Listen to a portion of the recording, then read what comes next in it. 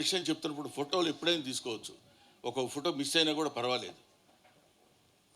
70 ఏళ్ల వయోవృద్ధుడు గదిలో ఉన్నప్పుడు 9 ఏళ్ల ఆడపిల్లని అలంకరించి, దానికి శృంగారం తెలియదు, ముద్దు ముచ్చట తెలియదు, ఏమీ తెలియదు, అలంకరించి పూలు పెట్టి చీర కట్టి పాల గ్లాస్ చేతిలో ఇచ్చి ఆ గదిలోకి తోస్తారు వీళ్ళు. అది అక్కడికి వెళ్తుంది, ఏం మాట్లాడాలో తెలియదు, ఆయనతో ఏమి బిహేవ్ చేయాలో తెలియదు, ఎలా ప్రవర్తించాలో తెలియదు. ఆ దిక్కుమాల వాడి దగ్గరికి వెళ్ళి ఈవిడ అక్కడ నిలబడితే వాడు ఏ రకమైనటువంటి ఆలోచన విధానంలో ఉంటాడో ఊహించండి. అమ్మల కన్నా అమ్మల్లారా విన్నారమ్మా ఈ కథని అంటాడు గురతాడ. అమ్మల కన్నా అమ్మ, అప్పటికే అసలు పెళ్ళి కాకముందే ఇంతకుముందు భార్యకి పిల్లలు ఉన్నారు, వాళ్ళు అమ్మ అని పిలుస్తారు ఈ పసిబిడ్డని. అమ్మల కన్నా అమ్మల్లారా విన్నారమ్మాయి.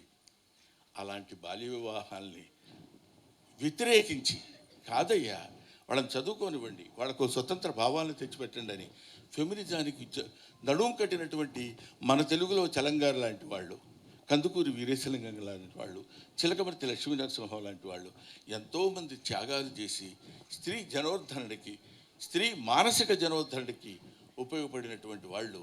ముఖ్యంగా ఆ తల్లి ఇందాకే నమస్కరిస్తుంటే ఆమె యొక్క సావిత్రిబాయి పూలే యొక్క నిజంగా షీ ఫీల్స్ ప్రౌడ్. ఆవిడ పూనాలో పుట్టింది, నేను పూనా అమ్మాయిని అని చెప్తుంటే, అటువంటి ఆమె పుట్టినరోజు సందర్భంగా ఈ కార్యక్రమం నిర్వహించాలి, ఇలాంటి కార్యక్రమాలు చేయాలి, మనం చేయవలసినటువంటి కార్యక్రమాలు ఇవి అని తెలుసుకుని ఇలాంటి కార్యక్రమాలు చేయడానికి శ్రీకారం చుట్టినటువంటి మన రామచంద్ర యాదవ్ గారు గొప్పవాడు అనటం కంటే ధన్యుడు, ధన్యజీవి. అందుకే మనకేమంటానంటే, మా నాన్న అనేవాడు మీ వయసు ఎంతని అడిగితే 60 ఏళ్ళు 70 ఏళ్ళు 80 ఏళ్ళు అని చెప్తారా, అది కాదు వయసు. ఇలాంటి సత్కార్యక్రమాలకి, ఇలాంటి సదాలోచనలకి, ఇలాంటి మంచి పనులకి మనం ఎంత సమయాన్ని అయితే కేటాయిస్తామో ఆ సమయాన్నంతా కలుపుకుంటే అది నీ రియల్ ఏజ్ అని చెప్పారు. ఇవాళ ఈ కార్యక్రమం ద్వారా మనకు అంతో ఇంతో వయస్సు పెరిగింది, ఇలాంటి కార్యక్రమాల ద్వారానే పెరుగుతుంది. ఇటువంటి కార్యక్రమాలు నిర్వహించాలనేటువంటి ఆలోచన రావటం, ముఖ్యంగా బీసీలు, అదొకటి. ఎందుకు మరి ఆలోచన రాదో తెలియదు. భూగోళం అంతా ఒకటే, ఇక్కడున్నా, ఇంకో చోటున్నా, ఇంకో వాడలో ఉన్నా, ఇంకొక పేటలో ఉన్నా, వాళ్ళు వీళ్ళు వేరు వేరు కాదు. దేశమంటే మట్టి కాదు, దేశమంటే మనుషులు. తిండి కలిగితే కండగలగదు, కండగలవాడైన మనిషి. మంచి అన్నది మాల అయితే మాల నేను అవుతానన్నాడు గురజాడ అప్పారావు గారు. ఆయన ఎందుకు చెప్పాడంటే, మనం ఇక్కడ నిలబడ్డాం, నువ్వే దగ్గర అనే రోజులు, ముట్టుకోకూడదు, స్పృశించకూడదు, ఒక మనిషిని ఇంకొక మనిషి ముట్టుకోకూడదు.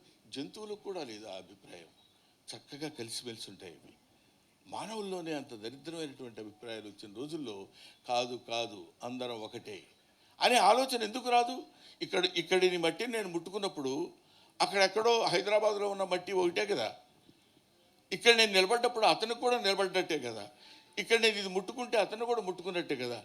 We are all one, God is one, earth is one, everything is one, oneness అనేటువంటిది స్త్రీలు పురుషులు పిల్లలు పెద్దలు అనేటువంటి తారతమ్యాలు లేకుండా అందరూ ఒకటే, అందరూ చదువుకోవచ్చు, అందరికీ విజ్ఞానం కావాలి. Knowledge is power. తమసోమా జ్యోతిర్గమయ, అసతోమా సద్గమయ, మృత్యోర్మా అమృతంగమయ అని చెప్పినటువంటి గౌతమ బుద్ధుడు ఎట్లాంటి అద్భుతమైనటువంటి మాటలు చెప్పాడో చూడండి. మీరు రాకూడదు, మీరు చదువుకోకూడదు, మీరు చదువుకుంటే ఇట్లాంటి దారుణమైనటువంటి స్థితులు ఏర్పడతాయని భయపెట్టి చదువుకి దూరంగా ఉంచి వేదాలను అసలు ముట్టుకోకూడదు స్త్రీలు అని చెప్పిన రోజుల్లో ఇవాళ మనం ఈజీగా సావిత్రిబాయి పూలే గురించి, ఆవిడ చాలా గొప్పది, ఎంతో సంఘ సంస్కర్త, ఇలాంటి ఆడవాళ్ళ గురించి ఎంతో కష్టపడింది అని చెప్పడం కాదు. ప్రాక్టికల్గా ఆలోచించి చూడండి, అది ఎంత కష్టమైనటువంటి విషయమో. ప్రాక్టికల్గా ఆలోచిస్తే అది ఆ రోజుల్లో ఆవిడ ఎంత దారుణమైనటువంటి స్థితిని ఫేస్ చేసి ఉంటుందో ఊహించండి. అందుకని అటువంటి మహనీయుల్ని వాళ్ళ మీద ప్రేమతో కాకపోయినా, వాళ్ళ మీద గౌరవంతో కాకపోయినా, వాళ్ళ మీద భక్తితో కాకపోయినా, వాళ్ళు మన సమాజం కోసం, స్త్రీల కోసం జీవితాలనే త్యాగం చేసినటువంటి మహనీయులు కాబట్టి కనీసం జాలితో అయినా ఇలాంటి కార్యక్రమాలు మనం పెట్టుకుందాం. అందుకని బీయింగ్ ఏ టీచర్, నాకు రామచంద్ర యాదవ్ అంటే కుర్రాడు ఎంతో ఏదో పార్టీ పెట్టి ఏదో చేద్దాం అనేది కాకుండా యువతను మేల్కొల్పాలి. You can criticize an old man because you know what he is. Don't criticize an young man because you don't know what he will be.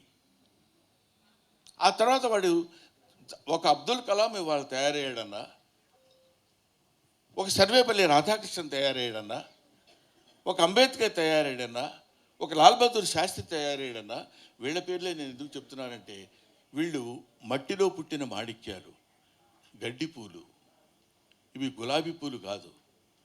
ఎడమ చేత్తో పుస్తకాలు పట్టుకుని కుడి చేత్తో ఈదుకుంటూ సముద్రాన్ని గంగా నదిని వెళ్ళి అవతల ఒడ్డుకి వెళ్ళి అక్కడ స్కూల్లో పాఠాలు చెప్తుంటే విని చదువుకొని పెరిగినటువంటి అంబేద్కర్ గురించి మనం తెలుసుకోవాలి.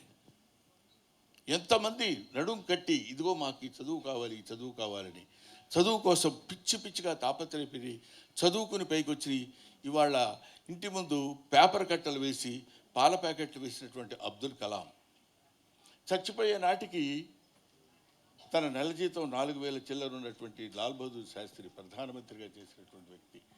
ఇలాంటి నిజాయితీపరులు ఈ భారతదేశంలో పుట్టి పెరిగి ఎంతో సంఘ సేవలు, ఎంతో రకమైనటువంటి ఈ హ్యూమన్ కమ్యూనిటీ బాగుండాలని కోరుకునేటువంటి వాళ్ళు ఉన్నారు అని మనకి తెలియపరచడం కోసం అలాంటి సావిత్రిబాయి పూలే లాంటి మహాతల్లి పుట్టింది ఈ గడ్డ మీద.